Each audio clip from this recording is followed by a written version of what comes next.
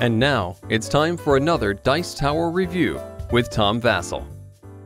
Look at my top 10 list, or top 50 and stuff, and you'll see games that I like that are card war games. The two biggest ones that come to mind, of course, are Battlegrounds Fantasy Warfare and Summoner Wars. Fantastic. I mean, I like games with cool miniatures, Heroescape, but I like the fact of using a game that has cards too, because it's portable and it can offer just as much fun. Summoner Wars, okay? Now, here's TactDeck's Battle System, which is a game that kind of tries to do the same thing. Now, before you write to me and say it's not meant to do the same thing, yes, I know it's different, but it's in that same genre. It's basically a game where you have cards that are characters that are going to be attacking one another on the table. And you are going to then, fight a different scenario out. It's a miniatures game that's put down. It's a miniature game without dice. Be still my heart. But lots of different cards. But there are some problems with this game. And I think enough problems to make it, for me, nigh unplayable. Let's take a look at it, and then I'll tell you why I'm not a big fan of this game.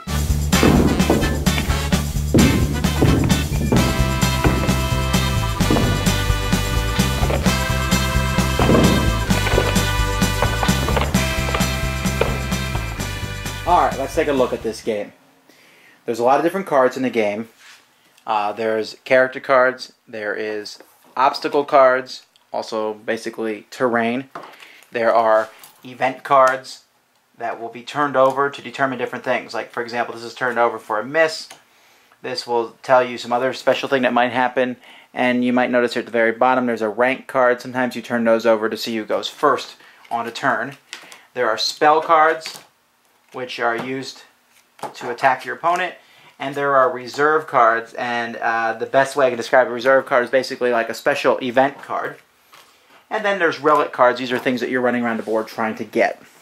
Alright, so we'll take a closer look here at this character card, and you can see that he has an attack, strength, and a mobility.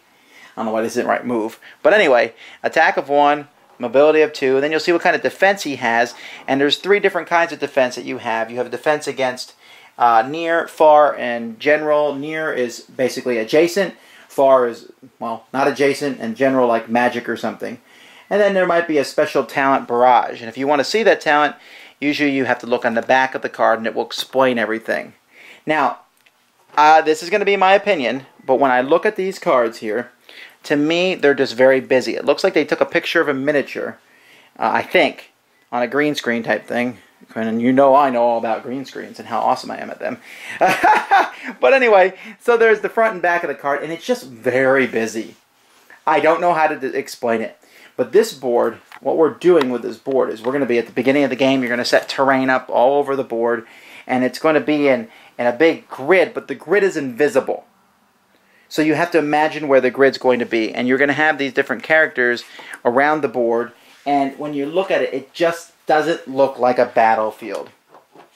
I'm also not real pleased. They gave this card to cut up, and I just refuse to do it. I'm sorry. I don't like cutting up cards to begin with.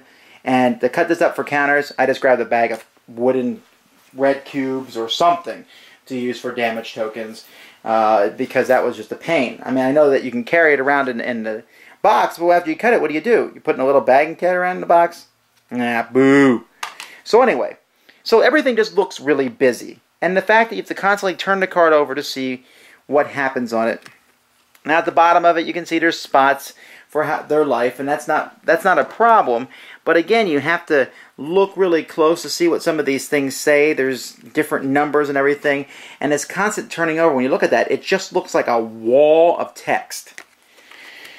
But anyway, when a player attacks somebody else, there's a battle. Let's say this Vanguard is attacking this Crusader that's next to him. Okay, so let's take a look at that. You can see the Vanguard has an attack of 1, and the Crusader has a defense of 1 against something that's near. So it's 1-to-1. I then draw an attack card. Miss. Ha ha ha. Or I can draw this one here. The attack minus defense equals the damage. Well, that's a 0. Well, I might get lucky and draw this one. Attack plus 2 minus defense is the damage. Well, now I've done 2 damage to the Crusader. And that's basically the way the game works. And now again, I'm going to make another point that in this, basically everyone hits the same way. That miss card is always going to be in the deck. There are not some characters who do better than other characters. You say, well, some have an attack of 2 and some have an attack of 1. Really? Now, granted, I will give you that everyone has these special abilities, and you can look at them, and so they are differentiated that way. How do you decide what your army is? Well, you can buy one deck, okay? You can buy one box and split it between both players, or you can buy a box for each player. And if you're going to buy the game, I recommend getting one for each player, because then you don't have to fight over who gets what character. Each of these characters has a certain amount of points that they're worth. You can see it down here. He's worth 75, and they tell you what type. Like, for example, he's an uncommon. You can have up to 2. He's 60, and he's 45. Now, I play all kinds of games with different amounts of points. And to me, deck building should be simple at least. The rulebook definitely should have included a sample army that you can start with. Because they say in here that they recommend that when you're playing for the first time, that you pick an army. Let's say you're playing with one deck, then you're supposed to pick an army, I believe that's 215 points. What? So, I mean, I look at this, it's 215 points. It's, okay, this guy's 75, plus 60, 135, 140, 180. So that gives me 35 more points. Okay, this guy's 50, this guy's 45. Where's a guy that's worth 35? There's not a single 35-point character in this deck. Okay, I need to start over again. It was really annoying to build an army. And then you got to buy the terrain, and terrain is worth 1. And I was like, what? I mean, the terrain, it might help me out, but it might not. And so if you're going to buy terrain, you got to buy at least 5 of them to get those extra 5 points in there. I don't know. It just felt in that regard. To me, you just start with the same armies and set them up somehow. I don't know. Now, there are some things I like about the game. Okay, I'm trashing it a lot in a lot of regards, but I do want to point out the good things. I like the reserve cards. I like the fact that the more cards that you keep will let you have the chance to go first each turn. Each turn you get to move all your units and attack, and then the second part of a turn you can move each unit or attack with the unit. But the person who gets to go first each round, which is an important deal, is the person who has more of these in their hand. However, you're going to want to play these cards because they're useful. That's a good mechanic. I like that. The spells are okay. I mean, they're actually very useful spells, but they can only be used by the one character at this point in time.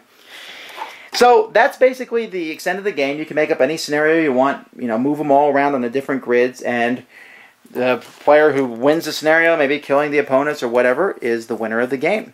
Once, obviously, you take enough wounds, your character is dead. And when all your characters are dead, well, so sorry, Charlie. I was kind of harsh on this game. And the fact is, I really wanted to like it.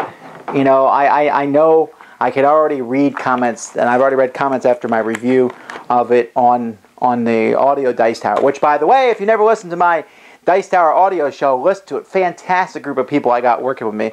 It's fantastic. Dicetower.com. But anyway, people said, well, you were expecting Summoner Wars, you were expecting something, and that's not what it is. Yeah, I was, but the game, it's just not fun regardless of that. I expect something that's quick and fun. Okay, it's not quick and fun. Okay, fine. Then is it deep and involving? Well, no, it's not deep at all. The units have special abilities, but I'm telling you, even if I liked it, I mean, the game itself is mediocre-ish. Okay, not terrible, just mediocre. But the design just absolutely destroys it. It's too busy. I mean, it took me a while to get this at a table just because people looked at it and said, it looks so complicated. I said, well, it's not really that complicated, but you have all these different decks, and when you put the cards on the table, there's just mounds and mounds of text. It's hard to even see that there's an army there. I look at your thing over there, I have no idea what it's going to do to me. We're flipping cards over, looking at them all the time. There's got to be a better place and ease of play. And then you add that to diceless combat, which is just kind of very ho-hum. It's like, he swings in! No. If I have an attack of 2 and you have an attack of 1, and what am I going to do? Turn over the card that says miss? I know people want to get away from dice in combat, but this is a place where I think it would have helped out a lot. So I really don't have much good to say about this at all, other than a few interesting facets of the game.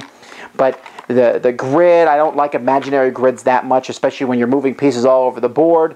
busyness, flipping cards over. It just felt kind of like a mess. A germ of a good idea.